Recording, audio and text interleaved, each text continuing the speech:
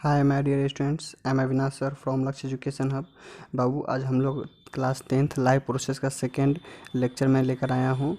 I hope कि आप इसको अच्छे से समझोगे।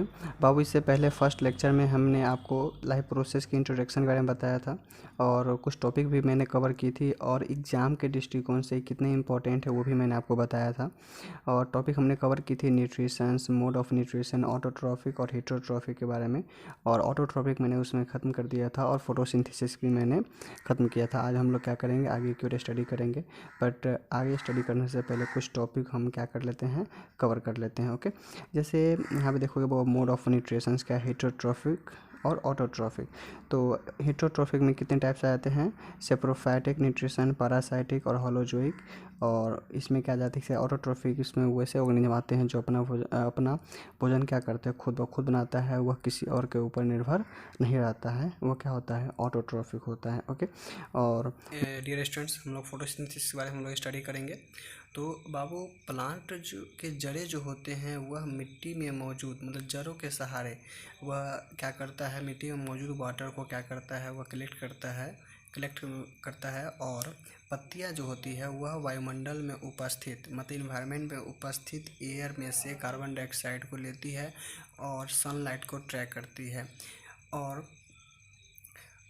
सनलाइट और कार्बन डाइऑक्साइड मिलकर क्या करती है, ऑक्सीजन और ग्लूकोज का निर्माण करती है, जो फिर प्लांट जो होता है वह ऑक्सीजन को रिलीज़ कर देता है और ग्लूकोज को अपनी बॉडी रिक्वायरमेंट के लिए, अपनी बॉडी ग्रोथ के लिए क्या करती है, उसे अपने पास स्टोर कर लेती है। ये जो प्रोसेस जो होता है, यह प्रोसेस ही फोटोसिंथेसिस कहलाता है। तो बाबू, एक तरह से देखोगे आप एग्जाम में हमेशा क्वेश्चन पूछता है कि फोटोसिंथेसिस के प्रोसेस में सबसे बड़ा योगदान किसका होता है, तो उसका वह लीफ का होता है। तो जैसे बाबू, तो इसमें आप एक क्वेश्चन और भी आते हैं, जैसे कंडीशन नेसेसरी फॉर फोटोसिंथेसिस। तो बाबू, इसके कंडीशन कौन कौन से आ जाएंगे, sunlight, chlorophyll, carbon dioxide and water. तो बाबू, इसको आप कॉपी में भी नोट्स करोगे। मैं फिर से बोल रहा हूँ, कंडीशन नेसेसरी फॉर फोटोसिंथेसिस मतलब फोटोसिंथेसिस प्रोसेस में कौन कौन से कंडीशन होनी चाहिए। फर्स्ट होनी चाहिए sunlight, second chlorophyll, third carbon dioxide and fourth होना चाहिए वाटर। ओके, तो आगे हम लोग फिर स्टडी करते हैं। आगे हम लोग देखते हैं वो हेटेरोट्रॉफिक न्यूट्रिशंस। बाबू, हेटेरोट्रॉफिक न्यूट्रिशन क्या आते हैं बाबू, इसमें वैसे ऑर्गेनिज्म आ जाते हैं जो किसी न किसी रूप से वह अन्य जीव पर, अन्य लिविंग ऑर्गेनिज्म पर क्या करते हैं, निर्भर रहते हैं, वह हेटेरोट्रॉफिक न्यूट्रिशंस आ जाते हैं। जैसे यहाँ पे लिखा है, an organism that can not manufacture it's oven food, मतलब कोई वैसा ऑर्गेनिज्म जो क्या करता है, अपना भोजन क्या करता है, खुद ब खुद नहीं बनाता है। And instead obtains its food and energy by taking inorganic substance, usually plant or animal matter. All animals, fungi and most bacteria are heterotrophs। मतलब वह क्या करता है, वो यूजुअली क्या करता है, खासकर वह किसी प्लांट या किसी एनिमल पे क्या करता है, डिपेंडेंट रहता है। और इसमें जितने सारे एनिमल्स है, फंगी है या अधिकांशतः बैक्टीरिया है, ये सब क्या आते हैं, हेटेरोट्रॉफ्स में आ जाते हैं। ओके, आगे हम लोग देखते हैं वो मोड ऑफ हेटेरोट्रॉफी के बारे में। हुआ हेटेरोट्रॉफिक, इसमें को 3 भागों में डिवाइड किया गया है, सेप्रोफाइटिक, पैरासाइटिक और होलोजोइक। बाबू, इस तीनों को हम लोग क्या करेंगे, एक एक करके क्या करेंगे, हम लोग स्टडी करेंगे।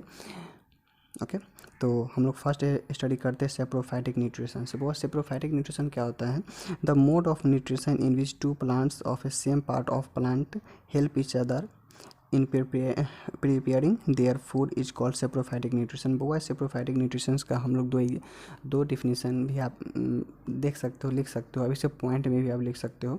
ओके, तो मैंने 2 पॉइंट मैंने यहाँ पे लिया है। जैसे इसमें 2 पॉइंट कैसे होता है, जैसे इसमें वैसे प्लांट आ जाते हैं जो क्या हो, सेम पार्ट ऑफ प्लांट हो और वह एक भोजन बनाने में वह एक दूसरे के क्या करे, हेल्प करे, तो वो भी और सेप्रोफाइटिक न्यूट्रिशंस कहलाता है। और एक ये भी होता है कि जैसे जितने सारे लिविंग ऑर्गेनिज्म हैं, वे सभी लिविंग ऑर्गेनिज्म जो अपना भोजन जो है सड़े गले पदार्थ से, डिकेइंग मैटर से क्या करते हैं, प्राप्त करते हैं, वह सेप्रोफाइटिक न्यूट्रिशंस कहलाता है। ओके, इसमें जैसे आपको डेड एनिमल्स भी आ सकते हैं, रोटन ब्रेड भी आ सकते हैं, इन सभी से अपना क्या करता है, भोजन प्राप्त करता है। ओके, जैसे पॉइंट यहाँ पे लिखा है the mode of nutrition in which two plants of same part of plant, मतलब दो पौधा जिसका part same part of plant help each other in preparing their food, मतलब वह क्या करता है एक दूसरे की मदद करता है किसको, भोजन को बनाने में, वह सेप्रोफाइटिक न्यूट्रिशन कहलाता है। और सेकंड पॉइंट में saprophytic nutrition is that nutrition in which an organism obtains its food from decaying. Decaying मतलब क्या हो गया, सड़ा गला। मैंने अभी जस्ट आपको बताया कि वैसे लिविंग ऑर्गेनिज्म जो अपना भोजन सड़े गले हुए पदार्थ से क्या करते हैं, प्राप्त करते हैं, वह सेप्रोफाइटिक न्यूट्रिशंस कहलाते हैं। जैसे यहाँ पे एग्जांपल है dead plants, dead animals, rotten bread. Okay, जैसे यहाँ देखो ये एग्जांपल भी आपको सेप्रोफाइटिक का। ये देखो ये जो बैक वाला पॉइंट जो है, इसमें ये जो बैक में ब्लैक कलर का जो आपको दिख रहा है, ब्लैक और ब्राउन दिख रहा है, वो आप क्या है, डिकेइंग प्लांट है, मतलब सड़े गले हुए पौधे हैं जिसके ऊपर क्या करता है, एक नी ऑर्गेनिज्म क्या करता है उस पर निर्भर है। ओके, ये भी इस यहाँ भी एक एग्जांपल देखोगे आप, ये भी क्या है, एक सेप्रोफाइटिक न्यूट्रिशंस का ही एक एग्जांपल है। डियर स्टूडेंट्स, हम लोग पैरासाइटिक न्यूट्रिशंस को हम लोग स्टडी करते हैं। तो बाबू देखते हैं the type of nutrition in which the organisms derive their food from other living organism without killing but harming them. वो इसमें वैसे लिविंग ऑर्गेनिज्म आ जाते हैं जो अपने भोजन के लिए किसी और लिविंग ऑर्गेनिज्म पर निर्भर रहते हैं और विदाउट किलिंग, बिना उसे मारे हुए उस पर निर्भर रहते हैं, और बिना उसे मारे हुए बट उसको हार्म पहुंचाएगा। जैसे इस चीज़ को समझने के लिए, जैसे सपोज मान लीजिए कि आपको एक मॉस्किटो काटता है, जैसे कोई आपको मच्छर काटता है, तो वह आपको जिंदा से तो मार तो नहीं देता है, आपको मार तो नहीं देता है, बट वो आपको हार्म पहुंचाता है, आपको चुभन देता है, कष्ट देता है। तो अब सबसे बड़ा एग्जांपल है। तो the organism which drives the food from other organism is called a parasite and other which provide the food is called as a host. मतलब इसको, इस लाइन को समझने के लिए सबसे बड़ा एग्जांपल है, जैसे कोई सपोज मानिए कि आपको कोई मच्छर काटता है, तो मच्छर के लिए वह क्या, मच्छर क्या होगा, आई मीन मॉस्किटो जो है वो क्या हो जाएगा, पैरासाइट होगा, और आप जो है उसके लिए क्या हो जाएगा, होस्ट हो जाओगे। ओके, तो नॉर्मल वे में समझिए कि इसमें वैसे लिविंग ऑर्गेनिज्म आ जाएंगे जो अपने भोजन के लिए किसी दूसरे लिविंग ऑर्गेनिज्म पर निर्भर रहते हैं और without killing but harming them, वह उसको मारेगा नहीं बट उसको हार्म ज़रूर पहुंचाएगा, चोट ज़रूर पहुंचाएगा। जैसे आपको कोई मॉस्किटो क्या करता है, काटता है तो आपको दर्द का एहसास होता है, बट आप उससे डेथ तो नहीं कर जाते हो, मर तो नहीं जाते हो। ओके, तो यहाँ पे मॉस्किटो जो होगा वह पैरासाइट का वर्क करेगा, आई मीन पैरासाइट कहलाएगा, और वहाँ पे आप क्या कहलाओगे, होस्ट कहलाओगे।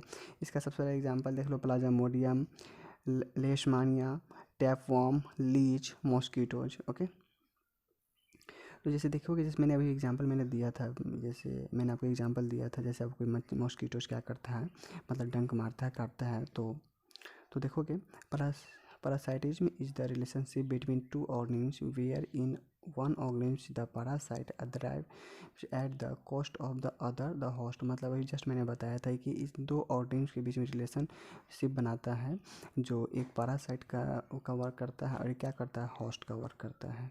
ओके, तो जैसे मैंने अभी यहाँ पे जस्ट आपको बताया था कि जैसे आप यहाँ पे एक हैंड है, मतलब कोई लिविंग ऑर्गेनिज्म की बॉडी पार्ट्स है जिसमें मॉस्किटोज क्या कर रहा है, उसको डंक मार रहा है, मतलब कट कर रहा है, तो यहाँ पे ये पैरासाइट होगा और ये इसका हैंड जो है वह क्या हुआ, होस्ट का वर्क करेगा। तो वही है की कॉन्सेप्ट में देखोगे, पैरासिटिज्म का की कॉन्सेप्ट है, जैसे parasitism is a symbiotic interaction in where one organism drives its nutrients from another organism. Okay, और की टर्म्स क्या हो जाएगा, पैरासाइट और होस्ट। ओके, आई होप कि आप समझ गए होंगे, नहीं समझे तो वीडियो की रिवाइंड कीजिए, आपको समझ में। डियर स्टूडेंट्स, हम लोग अब होलोजोइक न्यूट्रिशन हम लोग स्टडी करेंगे, जो हेटरोट्रोपिक न्यूट्रिशन का सबसे लास्ट मोड है। ओके, तो हम लोग स्टडी करते हैं the holozoic nutrition is that nutrition in which an organism takes the complex organic food materials into its body by the process of integration. The ingested food is digested and then absorbed into the body cells of the organism। तो बाबू इसमें वैसे आपको living organism आ जाएंगे जो अपना भोजन ठोस या तरल के रूप में, मतलब ठोस के यहाँ पे इसलिए आया कि कॉम्प्लेक्स ऑर्गेनिक फूड मटेरियल, तो वैसे में वैसे प्राणी आप आ जाएंगे जो अपना भोजन ठोस या तरल के रूप में किसी अन्य लिविंग ऑर्गेनिज्म पर उसके भोजन ग्रहण उसके द्वारा ग्रहण करने की विधि द्वारा क्या करता है, ग्रहण करता है। तो इसमें होलोजोइक न्यूट्रिशंस आ जाते हैं। वंस अगेन बाबू इसमें वैसे लिविंग ऑर्गेनिज्म आ जाएंगे जो अपना भोजन जो है कॉम्प्लेक्स ऑर्गेनिक फूड के रूप में अन्य जंतुओं के मतलब किसी दूसरे जंतुओं के उसके द्वारा ग्रहण करने की जो प्रोसेस होती है उसके द्वारा यह क्या करता है, ग्रहण करता है। तो इस टाइप के लिविंग ऑर्गेनिज्म जो क्या होते हैं इसमें आ जाते हैं। इसका सबसे बड़ा एग्जांपल आप ले सकते हो, मैंने ले सकते हो। हाँ, तो माय डियर स्टूडेंट्स, अभी आपने पढ़ा ऑटोट्रॉफ हेटरोट्रॉफ्स के बारे में स्टडी किया है और हेटरोट्रॉफ्स के जितने सारे मोड थे वह मैंने आपको स्टडी कराया। तो अब हम लोग आगे की ओर स्टडी करते हैं। तो हम लोग जैसे क्वेश्चन रहता है आपके एग्जाम में हमेशा क्वेश्चन पूछ देता है autotrophic nutrition and heterotrophic nutritions के डिफरेंस में, the difference between autotrophic nutrition and heterotrophic nutritions. तो बाबू देखोगे फर्स्ट में food is prepare from CO2 water and sunlight. मतलब ऑटोट्रॉफिक न्यूट्रिशंस में आपको वैसे ऑर्गेनिज्म जो है वो सभी ऑर्गेनिज्म अपना भोजन के लिए CO2 और वाटर और सनलाइट से क्या करता है, अपना भोजन प्रिपेयर करता है। बट हेटरोट्रॉफिक न्यूट्रिशंस में आपका वह क्या करता है, वो किसी और जीवों द्वारा क्या करता है, वह प्राप्त करता है, वो किसी अन्य जीवों पर क्या करता है, निर्भर रहता है। वो हेटरोट्रॉफिक न्यूट्रिशंस कहलाता है। और ऑटोट्रॉफिक न्यूट्रिशंस का सेकेंड देखोगे क्लोरोफिल रिक्वायर्ड है। आई मीन ऑटोट्रॉफिक न्यूट्रिशन में क्लोरोफिल की ज़रूरत पड़ती है और इसमें कोई रिक्वायरमेंट इसकी नहीं होती है हेटरोट्रॉफिक न्यूट्रिशंस में। एंड ऑटोट्रॉफिक न्यूट्रिशंस का थर्ड पॉइंट देखोगे all green plants and some bacteria have this type of nutritions. मतलब इसमें सभी हरे पौधे जो होते हैं या कुछ बैक्टीरिया होते हैं वो सभी इस न्यूट्रिशंस का क्या करते हैं, यूज करते हैं। और हेटरोट्रॉफिक में all animals fungi have this type of nutritions, जिस सभी एनिमल्स इसमें आ जाते हैं और कुछ और फंगी भी आ जाते हैं, सभी प्रकार के फंगी इसमें आ जाते हैं। नेक्स्ट पॉइंट देखो वो food is generally in day time. मतलब इसमें अधिकांशतः फूड जो है वो आपको डे टाइम में होता है, बट हेटरोट्रॉफिक न्यूट्रिशंस में आपको ऑल टाइम होता है। ओके।